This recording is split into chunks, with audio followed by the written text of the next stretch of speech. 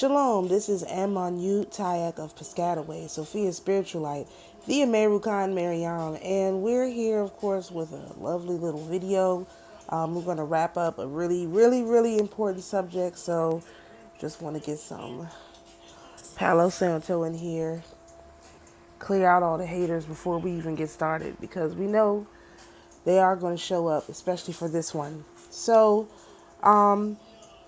this is a wrap up of a question that I've been asking for probably a year on this channel, which is, what is the inheritance of Dinah?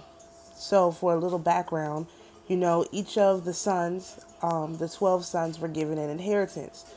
And there's no mention of what Dinah was given. We know she had to be given something. No one ever talks about it. No one ever mentions her after that thing where they take out the whole city for violating her. And then that's it. So for someone to be so important that they took out a whole city for them violating her, you would think some mention would be made of her inheritance, of her life afterwards, in some sort of way. So you do find information about her life in a book called The Testament of Job. What I have come to realize is that it's really the testament of Dinah, but she would not have had a testament, I guess, by the rules. It would have been just of Job, since that was her husband. Because if you look in the pseudepigrapha, where the testament of Job is, it's listed with the testaments of the 12 patriarchs, and it's also it's written in the same style and tone, and the same lines of storytelling. It's written in the same manner. So you can only assume that it was written like that because that individual was right up there with the brothers, right? So that means, in the story it says that he marries Dinah, so that's not under contention. Nobody is contesting that, right? I'm just giving some background. So, all right.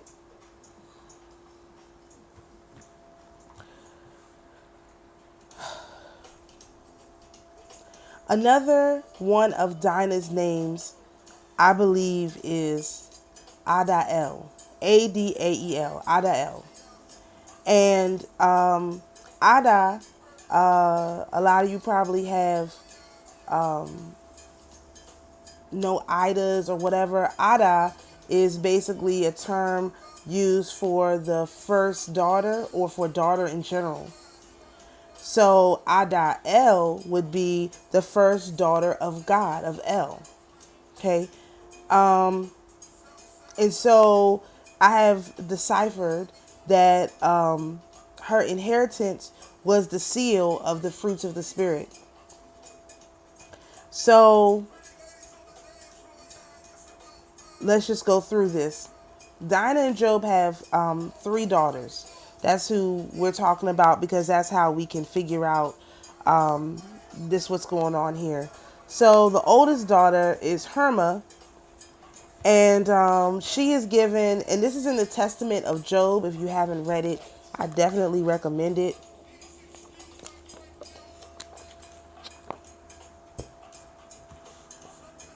Y'all, the spirit, these people do not want me to do this. I'm in so much pain. Okay. Herma is given a new heart. She no longer cares about earthly things. She's given an angelic dialect, which is some sort of tongues, but it doesn't say what angelic realm her tongues come from. And she has the Spirit inscribed on her garment, which is, I believe, is this flag. Let me show you. All right. So let me take off this part, but basically this is the flag that I designed, right? So it would have just been this part right here this part right here is what I believe that she was given, was inscribed on her garment. I'm going to do a whole video on this part right here, because this comes from the Saint Cyprian grimoire. Anyway, it is, I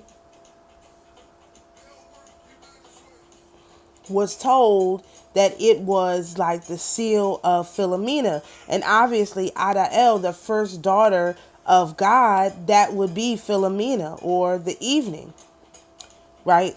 Because you have the morning, which is the son, and the evening, which is the daughter. Okay, so that was Herma's inheritance. Kasia, okay. Another name for Kasia, and this is where I found the ADAEL connection.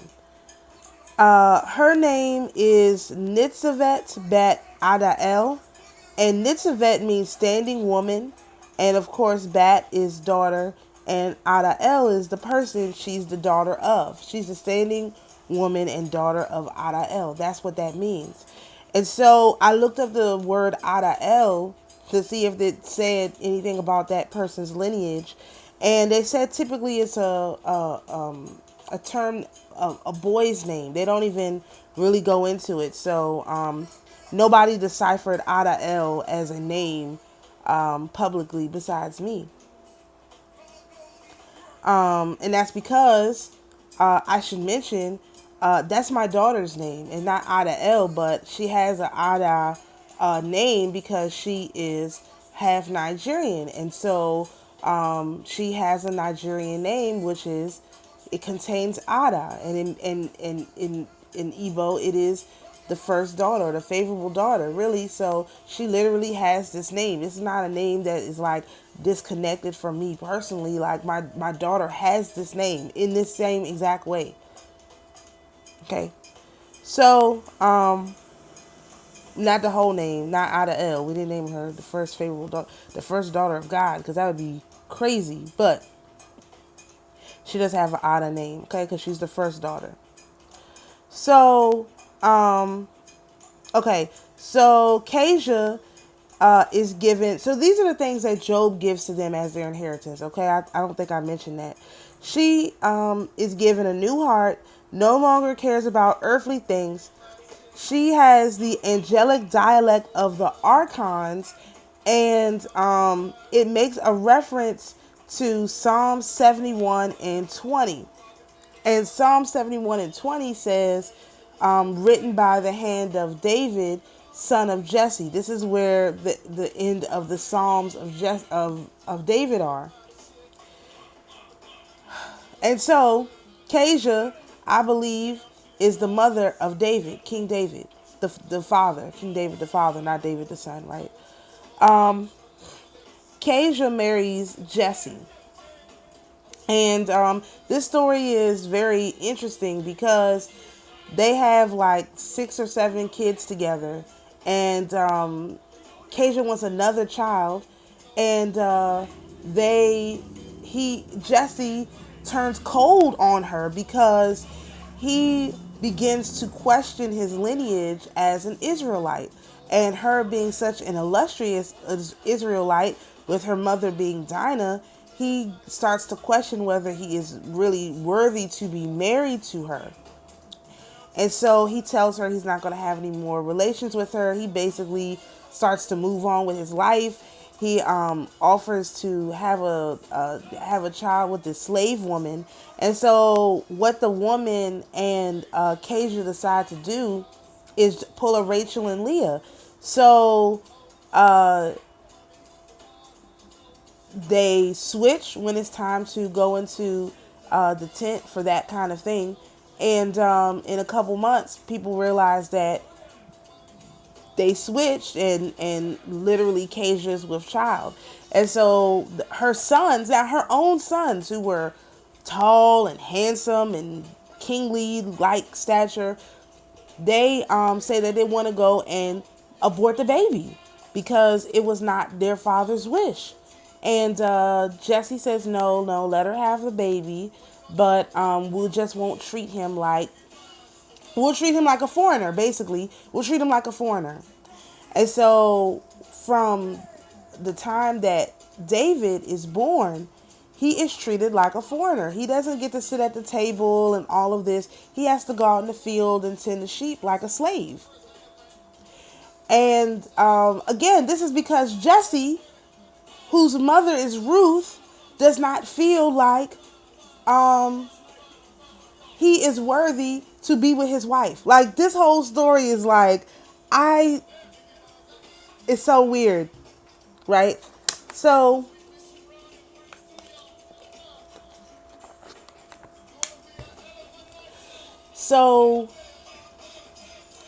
28 years later, Samuel comes to their city or whatever to crown the next king.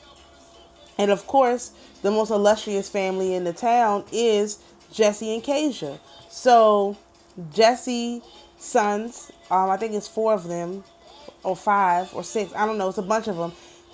Jesse's sons, I think it's 6 of them, and then 1 daughter. The daughter that she has is Abigail. Anyway, they bring the sons before Samuel, and he asks God, is this the one who's going to be king? And he's like, no. And they go through each one. Each one is strong, like I say, handsome, stately, all of that. And so they go through all of them, and Samuel's like, no, not this one. Nope, not this one.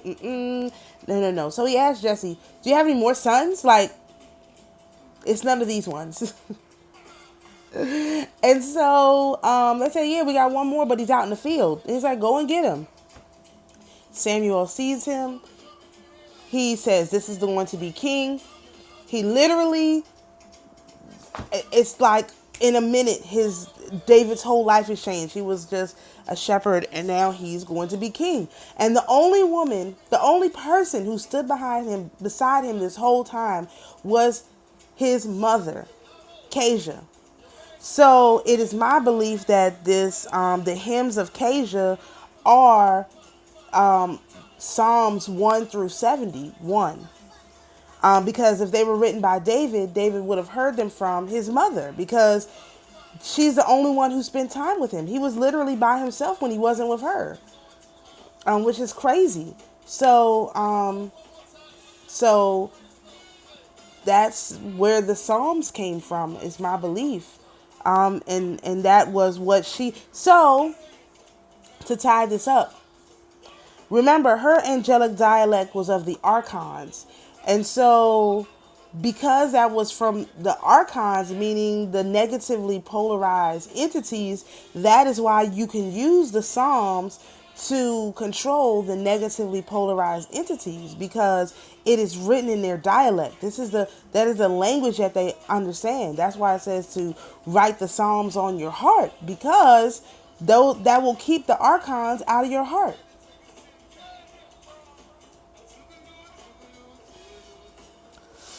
I have no idea how painful this is. Okay, so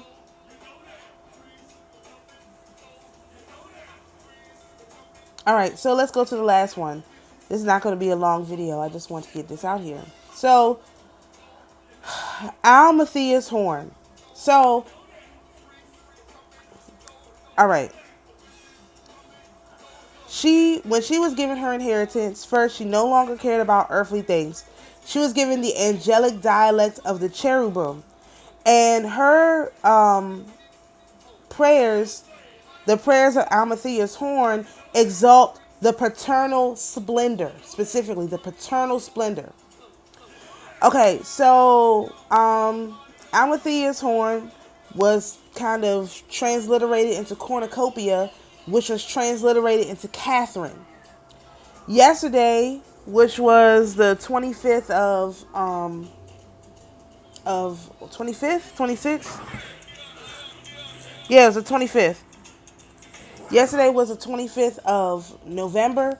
The saint for that day was Saint Catherine, and this is when I found this out. That's one confirmation. Saint Catherine, the great martyr. And then I looked So I had already before looked for a book called The Prayers of Amatheus Horn, and I didn't find that. So I looked for Catherine, hymns of Catherine, the hymns of Catherine.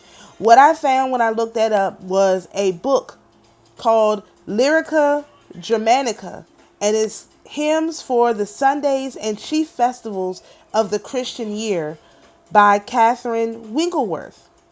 And on page 24, I'm going to read the whole hymn.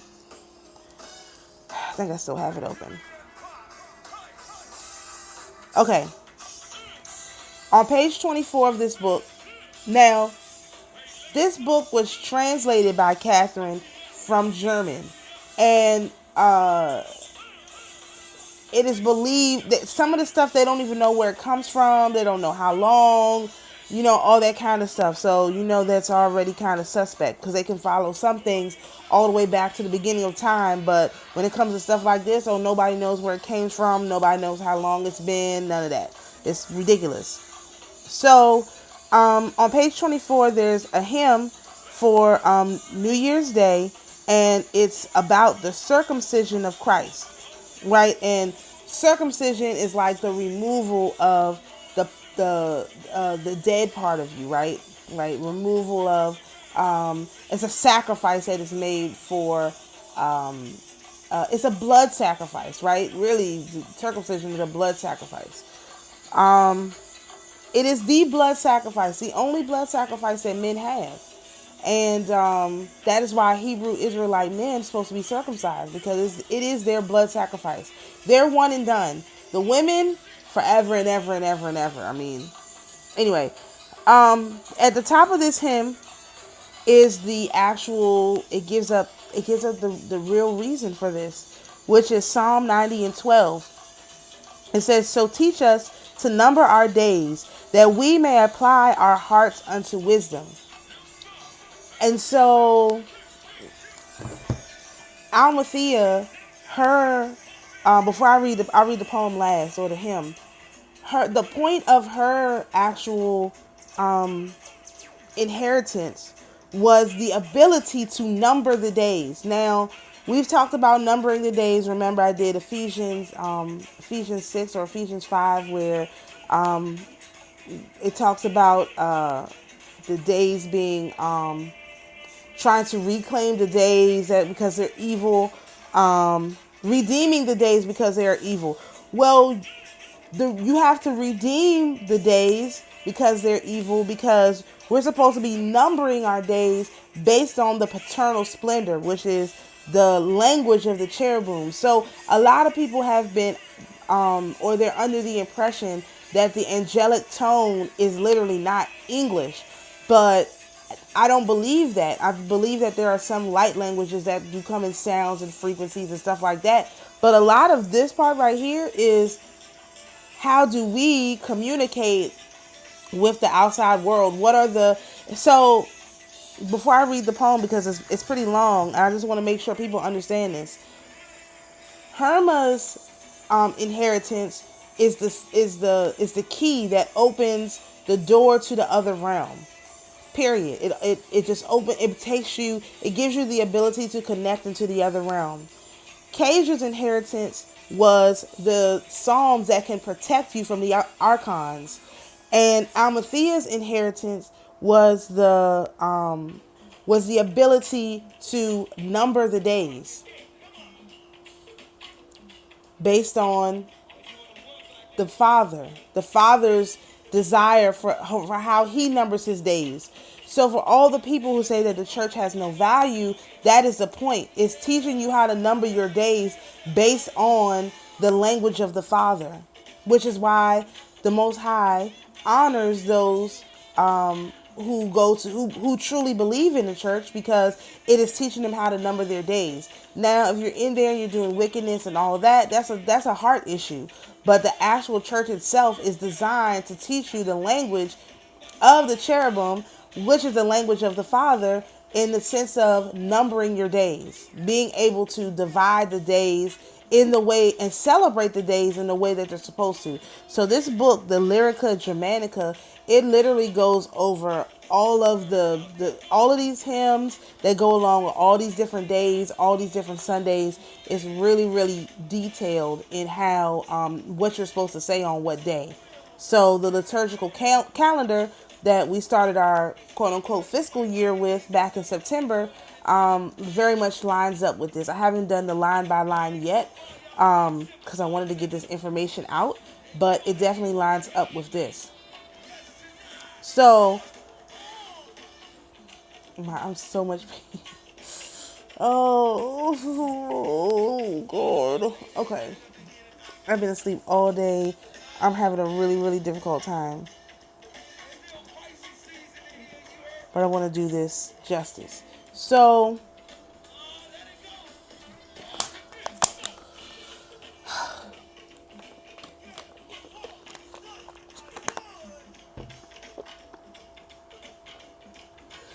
it's my belief that Dinah could do all of these things.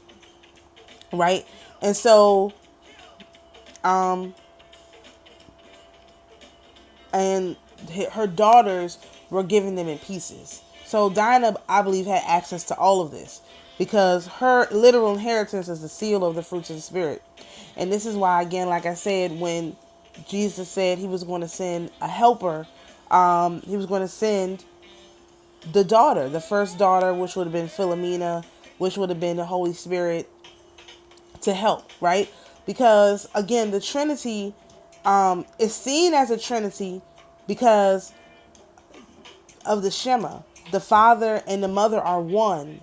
And then you have the Son who is a one, and you have the daughter who is one.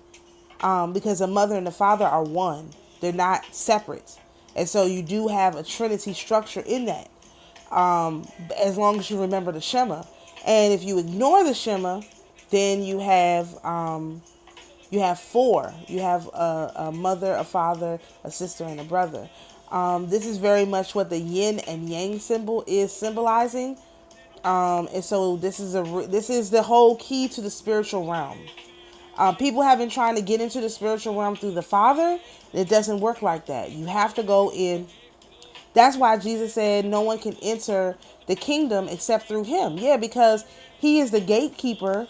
He is the gatekeeper to the spirit realm. And so if you think you're going to get into the spirit realm without going through him, absolutely not. He's not going to let you get to his mother without going through him, or his father, or his nobody. So that is accurate. And some of these people who believe that they are sealed in the blood of Christ are going to find that their seals are broken because they don't really have the heart of Christ. And that's really what this all boils down to. It doesn't matter what you say out of your mouth. It's how you behave, how you act, how you treat people. And there's a lot of so-called Christians of all walks of life who are treating people very poorly right now and desiring their demise. And that is going to come at a cost. It's not going to be a get out of jail free, I'm just going to get a do-over, I get another chance.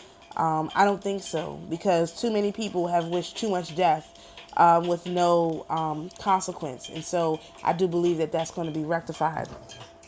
So just so everyone understands this is the inheritance of the daughters. As the daughters of Zion, whoever they may be, these are the things that they have access to. And that I'll just say it like that. So let's read the poem. This is called Eternity, Eternity. How long art thou, eternity? And yet to thee time halves away, like a wolf to the fray, or a swift as couriers homeward go, or ship to port, or shaft from bow. Ponder, O man, eternity. Eternity, eternity. How long art thou, eternity?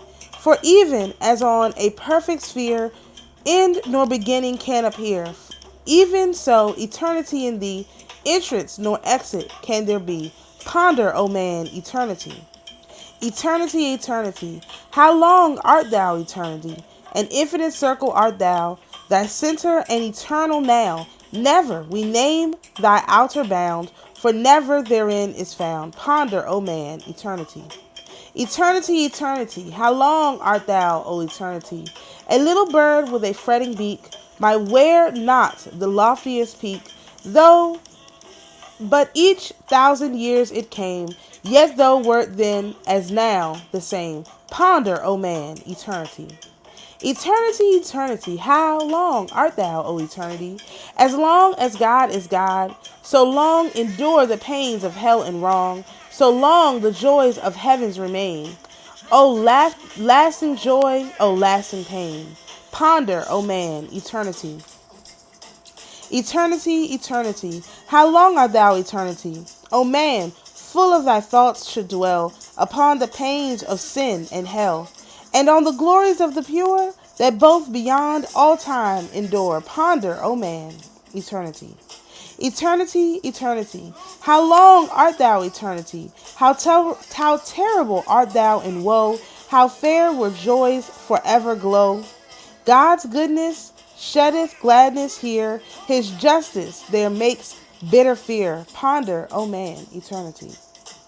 Eternity, eternity, how long art thou, eternity? They who lived poor and naked rest with God forever, rich and blessed, and love and praise the highest good, in perfect bliss and gladsome mood. Ponder, O man, eternity. Eternity, eternity, how long art thou, eternity? A moment lasts all joy below, whereby man sinks to endless woe. A moment lasts all earthly pain, whereby an endless joy we gain. Ponder, O man, eternity. Eternity, eternity, how long art thou, eternity? Who ponders oft on thee is wife. All fleshly lust shall he decipher. The world finds place with him no more. The love of vain delights is o'er. Ponder, O man, eternity. Eternity, eternity, how long art thou, eternity? Who marks thee well would say to God, here, judge, burn, smite me with thy rod. Here, let me all thy justice bear. When time of grace is past, then spare. Ponder, O man, eternity. Eternity, eternity, how long art thou, eternity? Lo, I, eternity, warn thee, O man, that oft thou think on me. The sinner's punishment and pain to them who love their God, rich again. Ponder, O man, eternity. Time, time, time. So, again, this is that's one of Almathea Horn's works. Credited to some other person, doesn't matter. This is what we're dealing with. We're dealing with spiritual gifts, and obviously the spiritual gifts do not come without pain, because I mean, I don't even know. We don't even know. I don't know who Herma is yet. Almathea, I think I've discussed her before. She's the one who ended up raising Zeus. She fed Zeus out of her horn. She is the one who took the Israelite babies when the women were going through Egypt, and the Pharaoh made them get rid of their babies. She's the one who took them from the field and fed them. You know, Herma is the one I'm gonna have to dig into, because I've never heard her name anywhere else. I haven't been able to find her story connected to anything else. But Almathea's horn, we have her in the Greek pantheon. And then of course Keisha is the son of David. The mother of David. So this is the inheritance. This is the story of Dinah, the untold story of Dinah, which is now coming back out. So I hope this meets you all well, and this is interesting enough to you as it is to me, and we'll definitely be doing some more digging into this. So shalom everyone, and we'll see you in the next video.